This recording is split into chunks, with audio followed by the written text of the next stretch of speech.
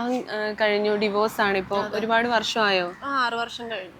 അപ്പൊ ചെറിയ പ്രായത്തിലായിരുന്നു 18 വയസ്സിലായിരുന്നു കല്യാണം. ഇത്രയും നേരത്തെ കെട്ടിച്ച വീട്ടുകാരാണ് അറേഞ്ച്? ഇല്ല, വീട്ടുകാരെ ഞാൻ കുറ്റം പറയില്ല. പുറകെ വന്ന ചേട്ടനായിരുന്നു, കമ്പനിയായി. പിന്നെ ഇത് ലവ് മാരേജ് ഒന്നും പറയാൻ പറ്റില്ല. എനിക്ക് എപ്പോഴും വേണം വേണ്ട അങ്ങനെ ഒരു ഇതായിരുന്നു. വീട്ടിൽ 18 വയസ്സല്ലേ ഉള്ളൂ? 18 വയസ്സുള്ളൂ. എന്റെ അടുത്ത് വന്ന് പറഞ്ഞെങ്കിൽ ഞാൻ ഉടനെ പറഞ്ഞു, വീട്ടിൽ അച്ഛനമ്മയുണ്ട്, അവരോട് പോയി സംസാരിച്ചാൽ മതി, എനിക്ക് വലിയ താല്പര്യമൊന്നുമില്ല, പ്രേമിച്ച് നടക്കാനും താല്പര്യമില്ല എന്ന് പറഞ്ഞായിരുന്നു. പിന്നീട് ആളെന്തൊക്കെയോ പ്ലാൻ ചെയ്ത് അത് കല്യാണത്തിന് ശേഷമാണ് ആൾ ഈ പ്ലാനിങ്ങിന്റെ കാര്യമൊക്കെ പറഞ്ഞിട്ടോ. എനിക്ക് അറിയില്ലായിരുന്നു. കാരണം ഞാൻ ആ ഒരു കല്യാണം ഉറപ്പിച്ച 6 മാസത്തിനുള്ളിൽ ഞാൻ ആളുമായിട്ട് അഡിക്റ്റ് ആയി. ആള് വേണം, ആളില്ലാണ്ട് പറ്റില്ല എന്നുള്ള ഇതായി പോയി. പിന്നെ ഓൾറെഡി വീട്ടില് ഞാൻ ഒരു നാടൻ പെങ്കൊച്ചിനെ പോലെ ആയതുകൊണ്ട് എനിക്ക് ഇങ്ങനൊരാള് കിട്ടിക്കഴിഞ്ഞാൽ ആള് മതി, ആളാണ് ഫുള്ള് ലോകം. അപ്പൊ അങ്ങനെ നിന്നിട്ടും എന്താ പറയാ, കല്യാണം കഴിഞ്ഞ 2 ആഴ്ച കഴിഞ്ഞപ്പോ ആളുടെ സ്വഭാവം മാറി.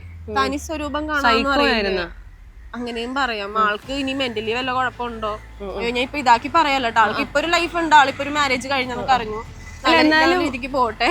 എന്നാലും 2 ആഴ്ച കഴിഞ്ഞപ്പം നമ്മൾ ആദ്യം ഉള്ള പോലത്തെ സ്വഭാവമായിരിക്കില്ല ചിലപ്പോ. കല്യാണം കഴിഞ്ഞു 6 മാസം സിനിമ ആയിരുന്നു ഞാൻ കണ്ടോണ്ടിരുന്നത്. അതുപോലെ പ്രേമിച്ച് നടക്കുക. എന്റെ രജിസ്റ്റർ മാരേജ് കഴിഞ്ഞ ദിവസം പാർക്കിൽ വെച്ച് എന്നെ എടുത്തോണ്ട് നടക്കുക.